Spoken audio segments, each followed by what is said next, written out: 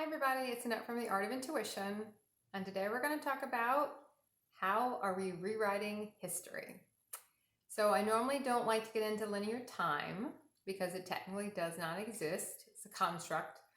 Our human puts different experiences over, it kind of racks up different experiences and it kind of lumps them into a time concept in a sense. This happened over time. It was all these little things happened and it happened over a certain amount of time. So I'm going to talk about the past and how we write it and how we rewrite it. And I don't call it the past, but technically it's not really the past. So I watched a movie today called The Adam Project, and in the movie, I'm not going to spoil anything if you haven't seen it. In the movie, there was a point where older Adam, who's like 42, is talking to younger Adam, who's like 12, and he's basically recounting an experience and how terrible the experience was. Where the younger Adam was like, well, that's not how I remember it. And because the experience had happened when the character was 8. And this, keep in mind, this movie uses a very Back to the Future linear time travel model, which technically is kind of how our human consciousness tracks time. Even though we might watch a lot of movies on multidimensionality, we'll listen to a lot of physicists on multidimensionality and be like, yeah, it's really a thing. Most of our people in their human consciousness are not going to see their life like that. Now, when you get into higher states of consciousness in your quantum consciousness, you're going to start to see that there really is no time. We are quantum. There is quantum multidimensionality. But in your human consciousness, you kind of track it still as a very linear thing. I feel like that's kind of a generality, but we're not gonna go with that. But it was interesting to watch them both think about something, and one remembered it. I'm going to use negative and positive, but it's just for the point here because it really isn't negative or positive. I don't like the polarity of those words, but just to make the point. One remembered it negatively, and the other remembered it in a more positive light. And one remembered how much someone did not do for them, and the other one remembered the same person as doing so much for them. Now, I could look at this in a lot of different ways. I could look at it and say, okay, well, the older Adam is so far removed from that moment. He's remembering all of the negative stuff that had happened and how that point in time had built up to other situations in his life. So he just remembered the whole thing as a negative experience. So he had painted the whole entire lifetime, all those events together that we're talking about, all as negative. Whereas you could look at the child who's like 12 and say, okay, now he's remembering it differently.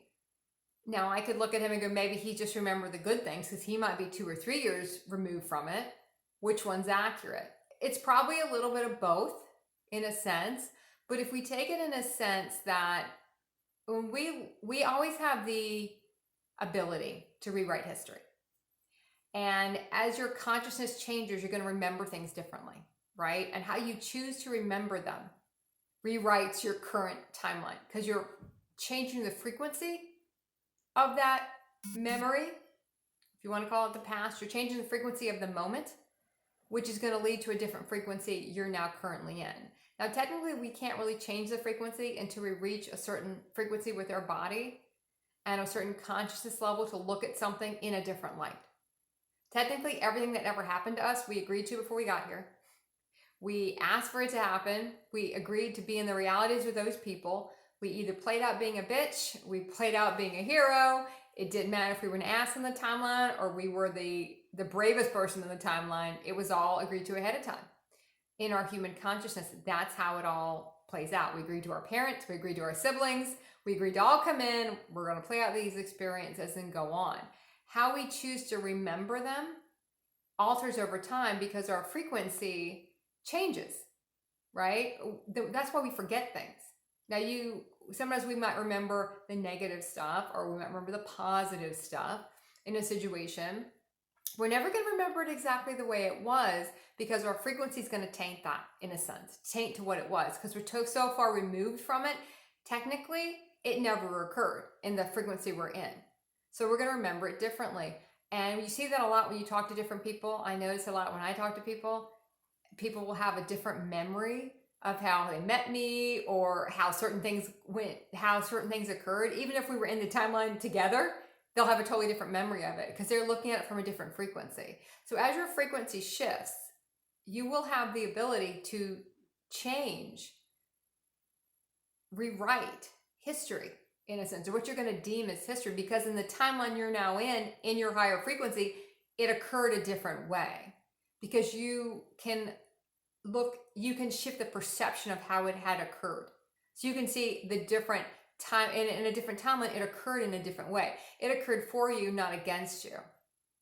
It occurred in a different frequency, and you're going to remember what matches that frequency more than what doesn't match that frequency more. That makes sense. So no, you have the ability to do that. You're not locked in to one way of thinking about something. And our human wants to kind of get locked into one way of thinking about it and say, oh, this happened to me and this was terrible and now I'm in this timeline and blah, blah, blah. It doesn't have to be that way. You always have the ability to shift your timeline. You always have the ability to shift how you remember something. Technically, it's going to happen naturally. That's kind of what, in a way, portrayed in the movie, where he got so far away from a certain event. The older Adam in the movie couldn't really remember it, in a sense. He remembered it on the current timeline he was in, which he was not enjoying his timeline. It was not a higher vibrational timeline, in a sense. There are parts of it that might have been, but in general, he was going to remember things that matched that frequency. He was going to remember a frequency match and kind of rewrite the whole timeline to be that was the whole thing. It was all bad. Whereas the child who was in a higher frequency was going to remember it a little bit differently because he was going to match a different frequency with it. So there are a lot of frequencies going on all the time. We're never locked into technically just one. You're going to bebop in and out of different ones. And that's going to always shift and change how you remember. Because in different timelines, it is different. So there's a good kind of fun game to play. Just play around with your timelines. Look at something that used to be upsetting to you in your human consciousness. And now that you've ascended your consciousness to whatever place you're at, can you look at it in a different way? Can you match a different frequency to it? In a sense, altering the past, what you're going to deem as the past, and changing the future. Very Back to the Future type of timeline, in a sense. Altering it's going to change it because you're going to be in a higher frequency in that entire timeline. And that's going to alter where you go. And anything that would have kept you kind of locked into a lower frequency because you were carrying denser emotions around something are going to clear the body, and you can be in a higher frequency. A different future, in a sense. Different frequencies are different futures, but they're really just new timelines. You know, I don't really like the past or future stuff. I used to do videos on that. And now I look back and go, I probably should have worded it differently, but they're fine, I guess. But just remember, there really isn't time. It's just our concept of time. So you have the power to rewrite it. You have the power to change it. We always have the power to do that. So look at how you remember something that's affecting you, and look if there's a different way you can rewrite it. And if you can't do it right now, try again in maybe 3 or 4 months. Try again in a year. You'll eventually reach a frequency where you can rewrite that. You can rewrite it, because how you're going to remember it, different. You have a higher consciousness intelligence now to look at it from a different perspective, which is going to change the whole thing. So good luck, and keep practicing the art of intuition.